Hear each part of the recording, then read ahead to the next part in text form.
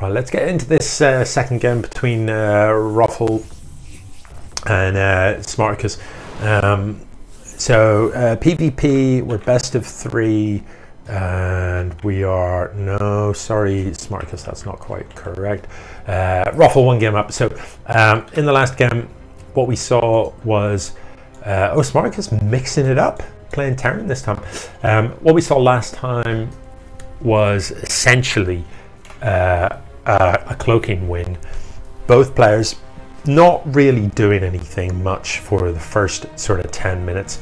Both of them just staying at home, and this is pretty early in the tournament, but I would encourage you to not do that where possible. You know, do try and get a bit aggressive, try and harass your opponent, try and work out what they're doing, try and scout. All of those are good things to be doing. Just parking at home with an army and hoping for the best that you've built the right things to beat your opponent's army, you know, you've no idea what your opponent's done, and arguably anybody that is in that position at the 10-minute mark has literally not been to their opponent's base and seen it. Doesn't really deserve to win. If you know, it's a game of war. Intelligence is an incredibly important thing when it comes to Warcraft, and in Starcraft it's the same deal. Information is crucial. You have to know what your opponent is doing in order to beat it. You know, if you scout your opponent and you see that they've got a mothership, if you see that they've got a fleet beacon, you know the mothership is coming, you have that detection ready. If you haven't seen it and you don't know it's coming, well, arguably you don't really deserve the win. But the flip side is XxROFLL hadn't done any scouting either. You know, neither of these players literally haven't even bothered to go across the map and check where their opponent is. I'm kind of curious, did Smarticus choose Terran? Does XxROFLL know that he's against a Terran even? You know what I mean? Because that would be kind of interesting. Anyway, Smarticus, your barracks have finished up here, but you're not actually building Marines. I'm not really sure why, nor are you building tech labs, and I'd love to see that happen. I'd also like this command center upgraded to an orbital so that you can drop mules, so that you can drop scans. So Robo, Stargate, this looks like a very similar build to last time.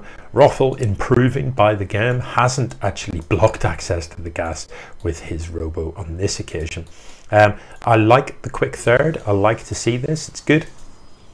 But what I'd like even more is for both players to be building workers, because at present neither of them are. And at the 5-minute mark, you know, the only acceptable reason that you would have cut workers at the 5-minute mark is that you've got some really carefully planned out timing attack that, you know, requires you to cut workers to have the exact amount of minerals available for units to hit some specific timing. That's not what we're seeing here. This is just people forgetting to build workers. And to be honest, given that neither of them are attacking, essentially their only job right now is to build workers and stuff. You know, we're playing SimCity so far because no one's controlled a unit yet, have they? Literally, no one has actually controlled a unit, you know. So literally so far we're just playing SimCity. Let's have a look at the upgrades so far. The only thing that's been researched is Warp Kit for our Protoss player. And you know, I've said this before, I'll probably say it again. Once your tech lab finishes on your barracks, Combat Shield is probably what you want to do, because it adds a substantial amount of health to your Marines, the best part of somewhere between 20-25, well, yeah, somewhere between 20% and 25% more health. So that is a big upgrade to have. Stim is also very useful. You know, the reason I don't tend to suggest Stim first for our players is because, well, you have to use Stim, you have to actively use it, whereas, you know, Combat Shield is completely passive, so you don't have to do anything to get the value from Combat Shield. So the mothership is in production. As a little aside, you can tell a mothership's being produced by a Nexus because it looks like that. A Nexus building workers doesn't look like that. So if you're ever scouting your opponent's base and the Nexus looks like that, that is a mothership being produced. So this is going to be cloaked again.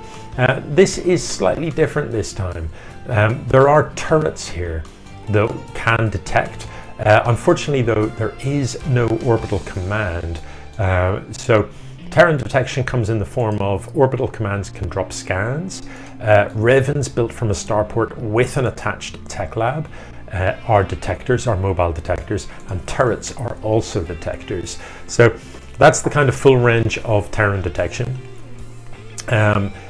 Really though, these turrets could die very, very quickly when this army comes down. If we look at the supply, it is XxROFL that is well ahead with those earlier expands, and just generally slightly better macro. So, you know, even look in the production tab now, there nothing's happening. Why not? Like, you've got to look at all these minerals and just building nothing. The single carrier is kind of weird. I'm not sure about the time bomb there. There's nothing on the ramp, but it doesn't really matter. Looks like the mothership is going to go down this time, but you know, on this occasion, it's just an overwhelming Protoss army. On the previous occasion, the Smarticus' army actually could have, arguably should have, won the fight if it could see what it was fighting. On this occasion, though, you know, the mothership obviously made this much more cost efficient, but ultimately its loss didn't change the numbers game, and it is going to be GG by the looks of things. Well, I say by the looks of things because I'm not sure Smarticus is actually going to quit. He's just going to wait for his buildings to be wrecked. And, you know, we all feel like that from time to time, but, you know, saltiness doesn't really get you anywhere. When the game's over, do the decent thing, and GG. Anyway, there it is. So it's XxROFL, goes up 2-0 to go through to the winners bracket. Smarticus, of course, will get another lifeline. He's going to go into the losers bracket and will play off against someone to see what happens next. GG.